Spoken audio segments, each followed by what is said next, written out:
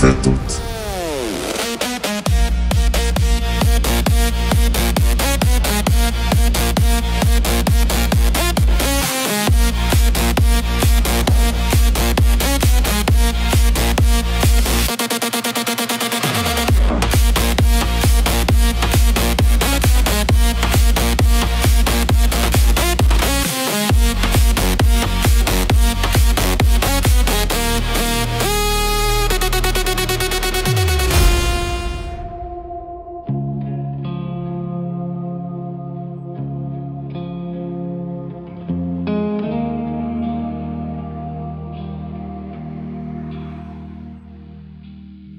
Det är en tidig novembermorgon i västra Värmland och vi är på väg för att åka skidor nu igen.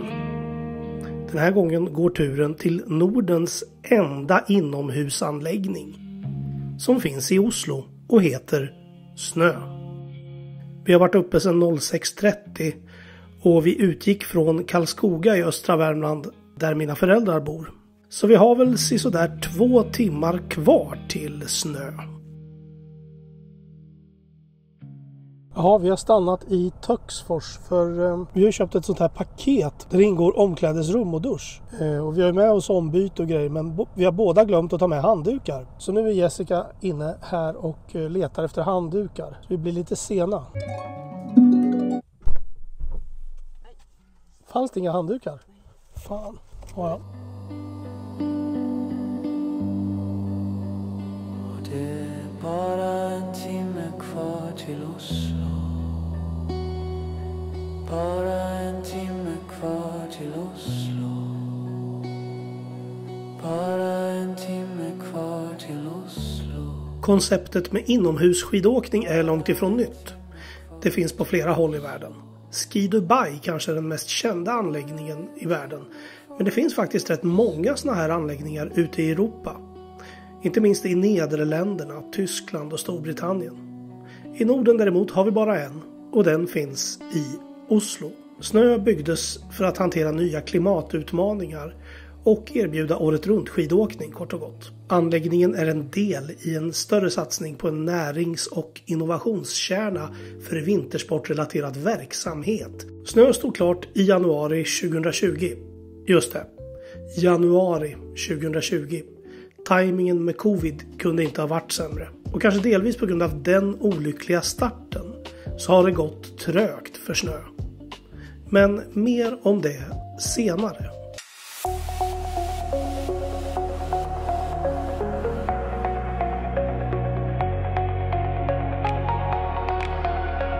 Så nu ska vi snart snedda upp förbi Oslo. Så det blir en väg som inte jag har åkt förut och det blir intressant.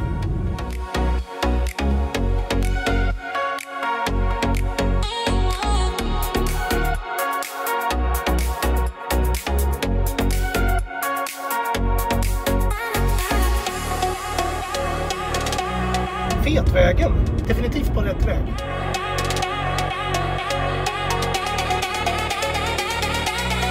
Och efter en stund så uppenbarade sig anläggningen. Här ser vi Snö. Så, då var vi framme här. Ska gå in och kolla hur fan allt går till.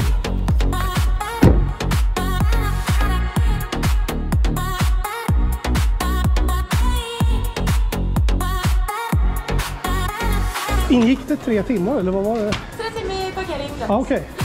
Så nu har vi äntligen hittat permanent parkering här i ett P-garage som ligger in till och där ingår faktiskt 3 timmar parkering om man har ett skipass här. Och det har ju vi förbokat. Så man får bara komma ihåg att anmäla bilen i receptionen när man kommer in så att det registreras registreringsnumret på bilen. Många tar med skidorna och pjäxorna in till anläggningen och byter om där. Men vi tänkte faktiskt dra på oss grejerna här ute vid bilen. Tycker det blir enklast.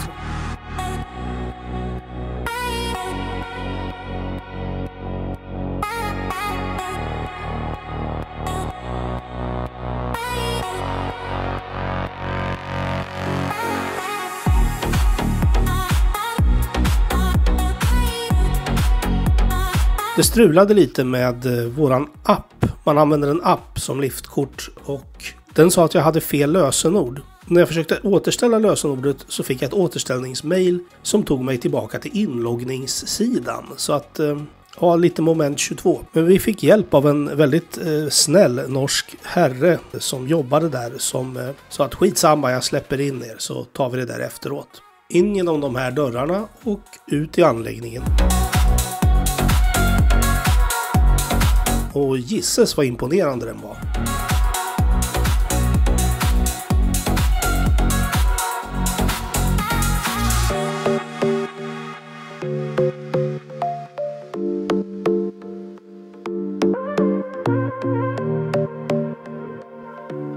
Jäkligt skum känsla med sån här konstsnö. När det är 100% konstsnö. Det känns lite mer som mjöl än som snö. Okej, här finns alltså 3 huvudsakliga nedfarter. En här borta som är lite enklare för barn. Och där uppe så tror jag att det är en park. Så det är en familjebacke här i mitten. Och sen längst bort där så är det tävlingsbacke. Vi börjar väl i familjebacken misstänker jag.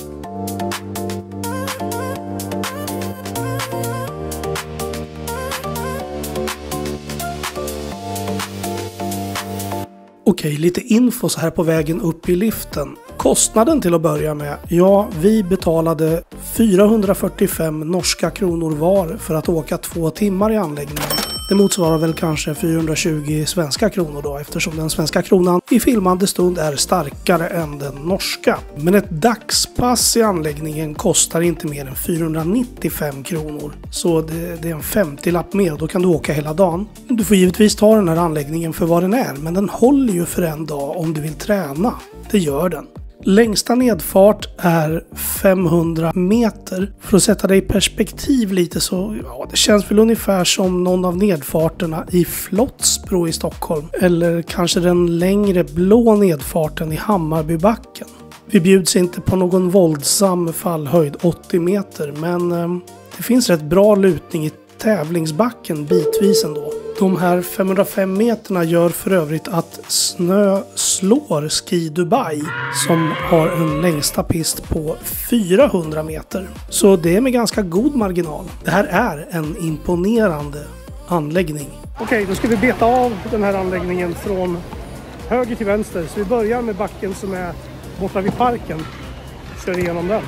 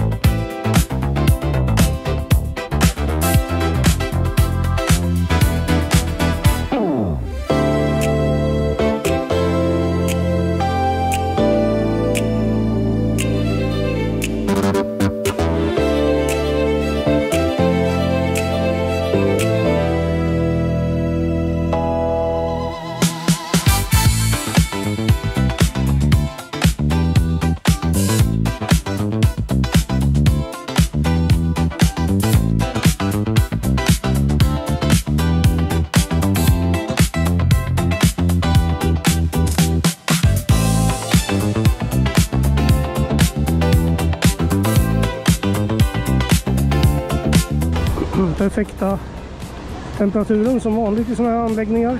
-4. Antar att det är optimalt för konstsnön med -4 grader.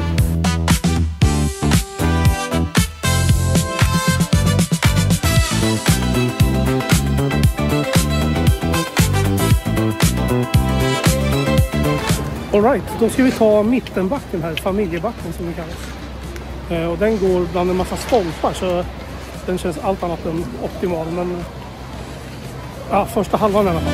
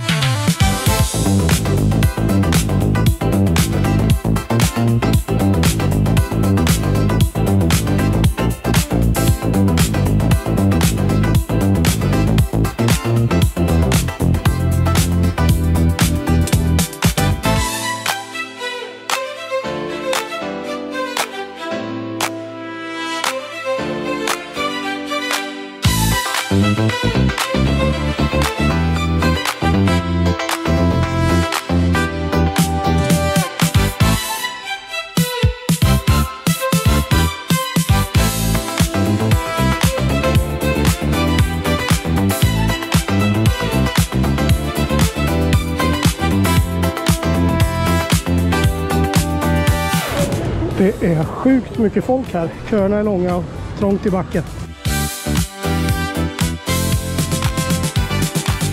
Ja, ett hett tips är alltså att ta sig till parken som ligger längst till höger om man tittar nerifrån. För att om man åker på kanten där så är det bättre åkning än vad det är i familjebacken i början.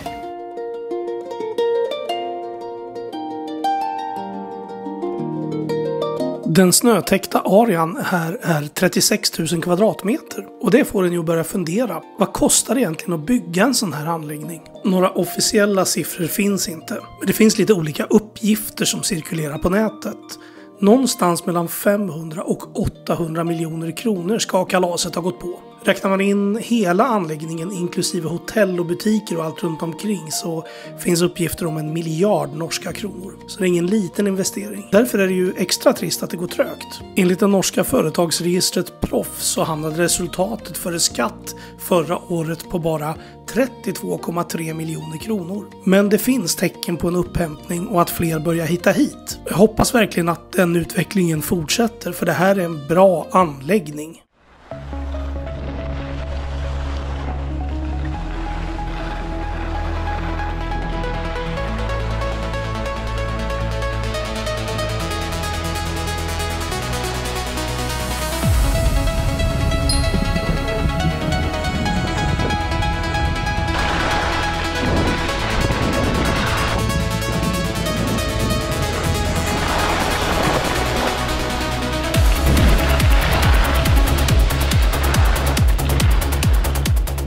Men vem är det då som ligger bakom Snö? Ja, det är ett gäng riskkapitalbolag, bland annat bolagen Selvåg, tror jag det uttalas, Baumann och Kanika. Men också 2 stora pensionsförsäkringsbolag, Oslo Pensionsforsikring och Lørenskog kommunale pensionskasse. VD:n heter Morten Dybdahl.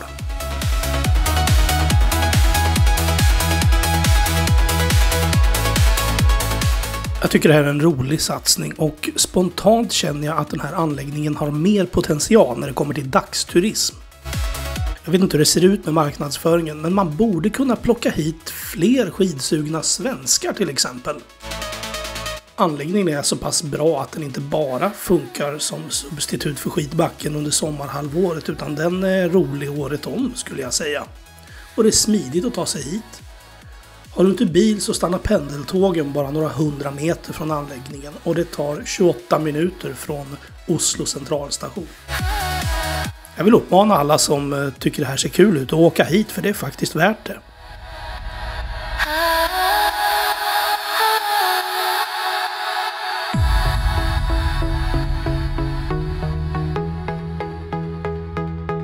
Nu kanske du sitter och väntar på att vi ska åka tävlingsbacken, men då kan jag meddela att det får vi inte idag. För den är upptagen av klubbar. Så är det ofta, så det får du vara beredd på. Det är de här 2 backarna, den i mitten och den som ligger in till parken som du kommer att kunna åka i, med största sannolikhet.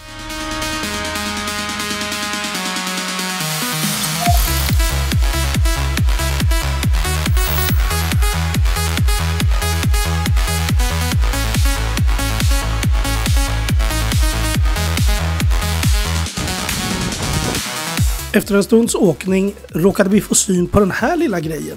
En snöbar. Vi var såklart tvungna att kolla upp den.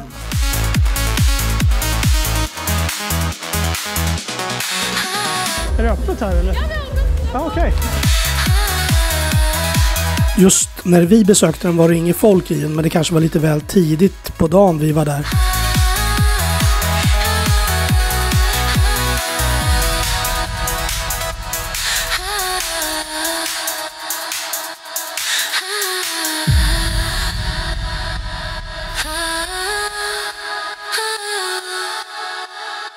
Där fanns i alla fall en DJ och en isbar där du kunde köpa öl och drinkar. Ja, eller Pepsi Max då om man kör bil. Ja, då känner vi oss lite klara med åkningen här och vi ska åka ner och ta av oss skidorna. Men vi ska kika vidare på hur det ser ut i övrigt här.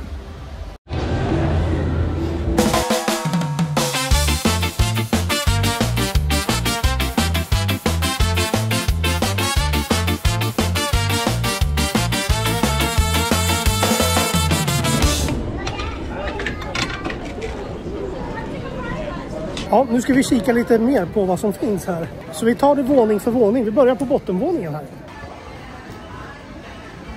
En Atomic-butik.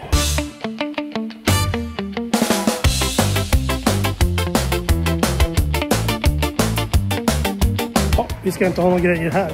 Så att vi fortsätter. Det är någon slags ombytesområde bara.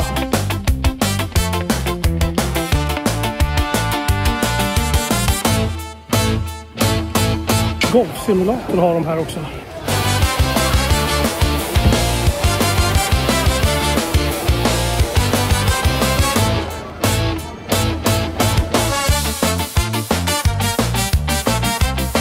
Och vidare in häråt.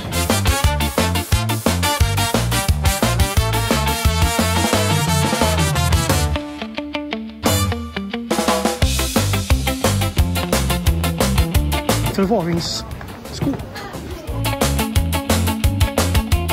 Förvaringsskåp är ju smidigt om man har värdesaker som man vill låsa in.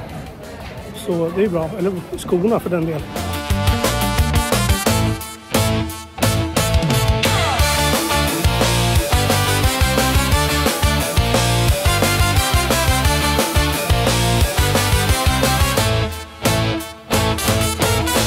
Det här var en jävla stor sportaffär som de har här på andra våningen.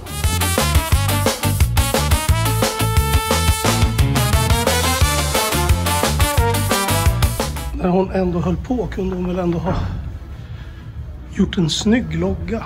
Den här var ju gräslig om jag ska vara ärlig. Den var mycket bättre. Mycket snyggare.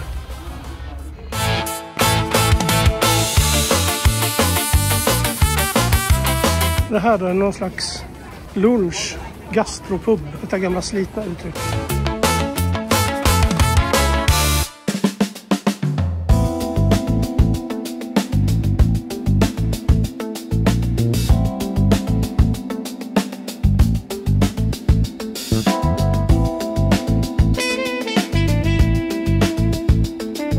Det var nästa våning.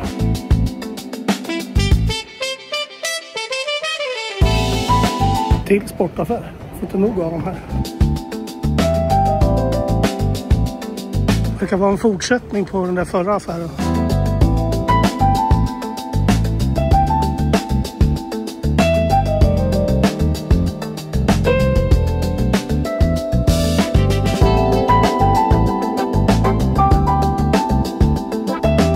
Det står att det ska vara en servering men den verkar stängd. Så folk sitter här och köker medhavda grejer istället.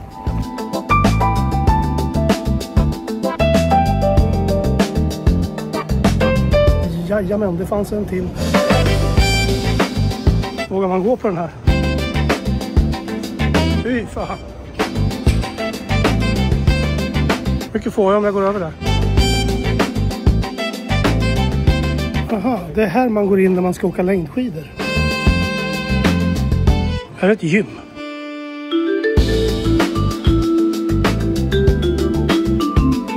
Men här är det onekligen tomt. Så, man får ta med hjälmen också. Nu lurar vi lite på att käka här. Det fanns ju bara en restaurang som jag kunde se. Så att den får det väl bli då.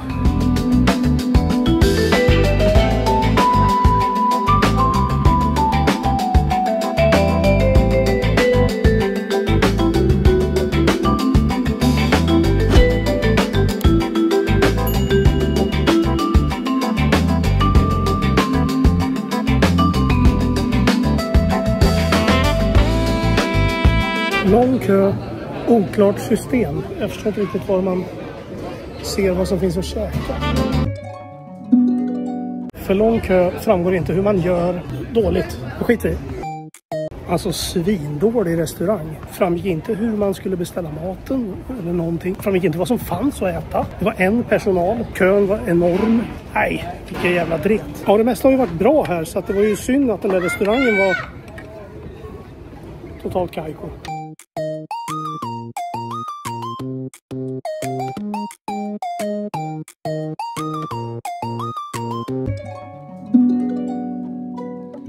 Så jag kunde inte filma några fantastiska klipp på när jag byter om och packar skidorna som jag brukar. För det var så jäkla mörkt i P-huset där, det var något fel på belysningen. Så jag krånglade oss ut därifrån i alla fall och har hittat ett kebabhak här. Så nu ska vi käka lite kebab på norska.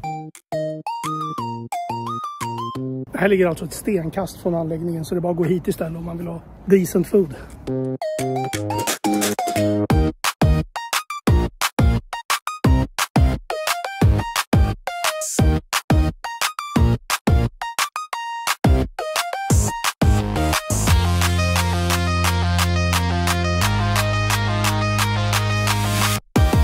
Satan vad mat.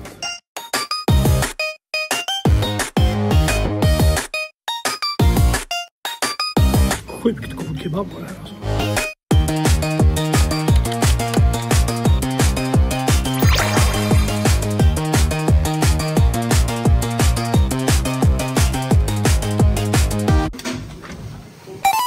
Ja, då var det dags för en liten utvärdering av det här skidäventyret. Snö i Lørenskog, Oslo är en jättebra inomhusanläggning tycker jag. Härlig snö, bra backar, perfekt för en dagstur så här, väl värt resan. Jag ger snö 8 av 10 pistfetton. Restaurangen där inne var det som drog ner helhetsintrycket något, för den var ju inte jättesmidigt upplagd. Man fattade inte var man skulle stå eller hur man beställde mat eller någonting. Allt var konstigt bara och underbemannat var det. Men annars kanonfint. Heja Norge! Med det så vill jag tacka. Nu ska jag inleda den mödosamma vägen tillbaka till Karlskoga i Värmland. Så vi ses i nästa. Karo!